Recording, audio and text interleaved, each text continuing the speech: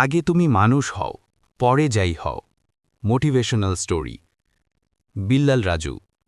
প্রকাশকাল 14/09/25। বন্ধুরা, এক ছেলে তার বাবাকে নিয়ে রেস্টুরেন্টে খেতে গিয়েছে। বাবা ছিলেন বৃদ্ধ আর দুর্বল।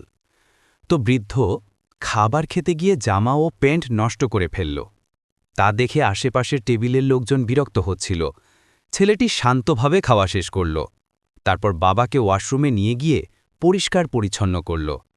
মাথা আঁচড়িয়ে দিল, চশমা পরিয়ে দিল, হাত পা মুছিয়ে দিল। তারপর টেবিলে বসিয়ে বিল দিয়ে বাবাকে নিয়ে বের হয়ে যাচ্ছিল। এমন সময় পাশের টেবিল থেকে বলল, আরেক বয়স্ক ব্যক্তি বলল, আঙ্কেল, তুমি কি কিছু ফেলে যাচ্ছ? সে বলল, কই না তো। তখন বয়স্ক ব্যক্তিটি বলল, তুমি সবার জন্য দুটো শিক্ষা ফেলে যাচ্ছ। একজন আর্ধুস ছেলের কর্তব্য। ২ একজন বৃদ্ধ বাবার ভরসার জায়গা।